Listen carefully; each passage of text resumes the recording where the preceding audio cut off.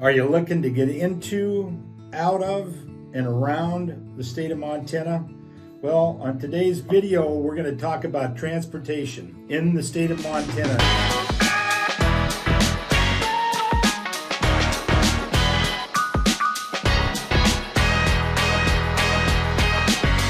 If you're coming to Montana to look at real estate, you'll want to check this video out. I'm Craig Siphers with the Montana Real Estate Channel, brought to you by Siphers Family Real Estate. And we'd love to be a resource for you. As always, all the information that you need to know in order to get a hold of us is in the description below.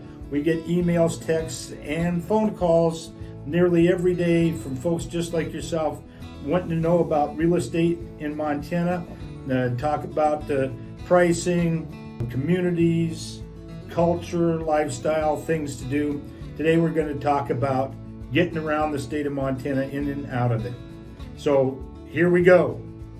Okay, well, let's start with travel. If you're flying into Montana, you'll be happy to know that there are several convenient airports throughout the state.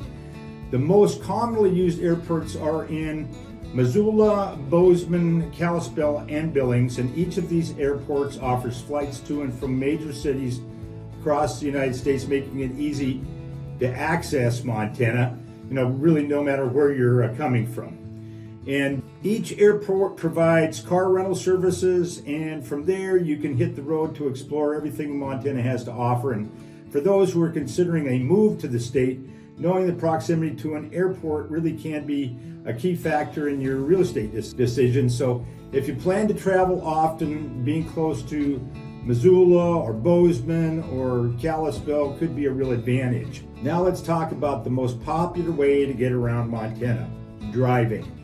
With nearly 150,000 square miles to explore, Montana highways are well maintained and offer really stunning views around every turn. We at Siphers Family Real Estate, and with our affiliation with Exit Realty Montana, we service an area of about 61,000 square miles, so it's a lot of territory. And if you're going to go out and take a look at it, you're going to have to take some time. You want to see our video on the state overview, which we kind of go through the various offices that we have available in Montana, and you want to check those out.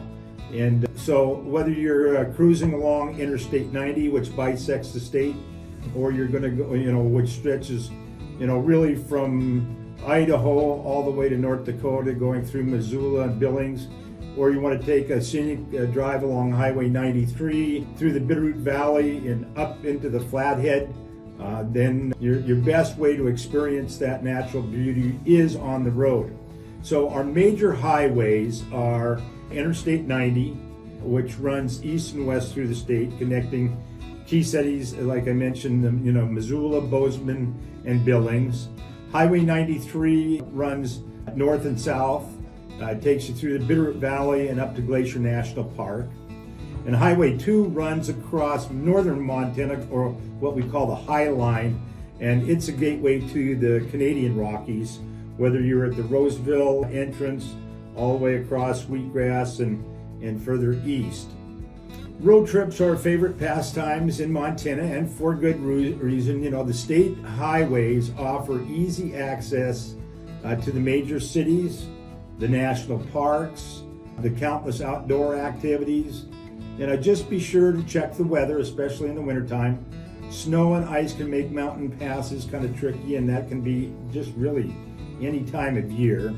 And having a four-wheel drive or all-wheel drive vehicle is often a really pretty smart choice for this. And if you're moving here, this can also influence where you choose to buy property. Rural areas with longer commutes may require vehicles that can handle all kinds of weather. I have to say that it's not a great environment for electric vehicles, but if you're traveling in short distances or just around town, there's plenty of EV charging stations throughout the state in areas where there's a decent population base. You're not going to find it out in eastern Montana to any degree. Of course, you can have your own at the house, something like that. But if you happen to come out here to visit, you want to really, and you're going to be in an EV, and it's pretty hard to find them in terms of the rental pools. And it's probably best that they have gas. While Montana is known for its wide open spaces, there are still some local transportation options to help you get around.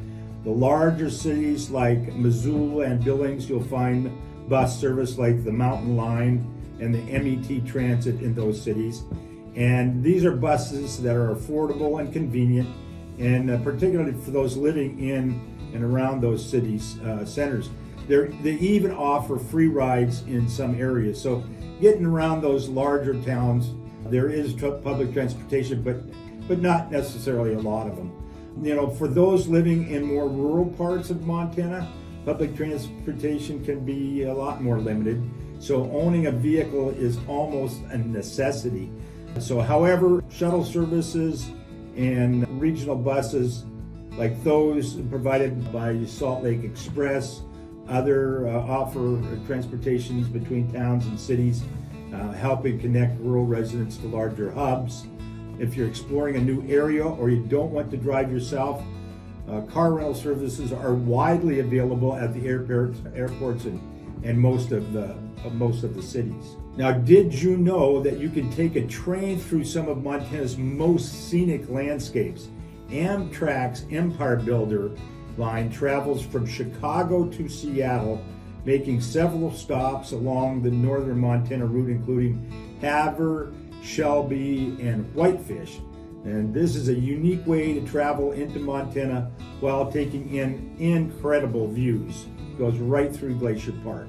While train travel isn't as commonly used as flying or driving, it's a great option if you're looking for a relaxed and scenic journey through the northern part of the state. Whitefish, in particular, is a fantastic spot to explore if you're planning to visit Glacier National Park. If you're relocating to Montana, proximity to an Amtrak station could be an added convenience, but remember, it just travels that northern tier. When it comes to getting around Montana's rural and urban areas, the transportation landscape can vary widely. In the larger cities like Missoula, Bozeman, and Billings, you'll find a mix of local bus routes and bike lanes and even ride-share services like Uber or Lyft. And for those living outside the city, driving is the most common way to get from point A to point B. Living in rural Montana means you're likely to need to drive longer distance for daily needs, but you'll also enjoy the peace and quiet that comes from country living, that's for sure. Rural residents rely on SUVs, trucks, and other vehicles built for rough terrain and snowy winters. And it's something to consider when buying real estate, as proximity to town centers and road conditions can affect your daily commute. Montana experiences all four seasons, which means your transportation needs will change throughout the year. Now, winters can be long and harsh, some areas, and some of them it's relatively mild. But especially in the mountainous regions, you want to be prepared. So you want to have your snow tires, and your chains are probably going to be a must in those areas during most winter months. Now in the western part of the state, not so much. I mean, the roads are very well maintained, and that's really, if you have an all-season radio, probably in pretty good shape. So it's important, of course, to be prepared. Many Montanans invest in an all-wheel or a four-wheel drive vehicle for added security on icy roads. And in the summer, you want to make sure your vehicle is ready for longer road trips. As you explore the state, many national parks and outdoor destinations are a fair ways apart, particularly if you're coming in from areas like the East Coast, where you can cross multiple states where you can't even get through a couple of counties here. Whether you're new to Montana or a seasoned local, adjusting to the seasonal travel is key to making the most of your time here. Now that you know about getting around Montana, let's talk about transportation options that can influence your real estate decisions. If you're looking to settle down in a more rural part of the state, being farther from a major city or airport may offer some peace and quiet, but require a longer commute for work, shopping, or even daily necessity. On the other hand, living closer to the city like a Missoula or Bozeman means easier access to services, but at a higher cost for the real estate. At Siphers Family Real Estate, we're here to help you. find that perfect balance between your transportation needs and the lifestyle you want, whether it's a home with easy access to highways or peaceful property tucked away in the mountains. We've got you covered. And don't forget to like, share, and subscribe to the Montana Real Estate channel. We'll be coming out with new videos on a variety of subjects that will impact you as a resident or even traveling to the state for vacation.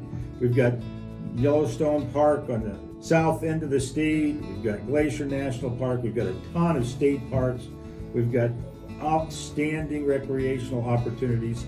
So if you'd like to know more about the state of Montana and the communities, send us a comment down below and let us know kind of what you're thinking. You know, we're here to help. So if you're planning a road trip through the Big Sky State, flying in for a visit, or moving here for good, we hope this guide has helped you a little bit understand how to navigate Montana's vast and beautiful landscape. Thanks for watching, and if you have any questions about transportation in Montana, don't hesitate to reach out to Siphers Family Real Estate.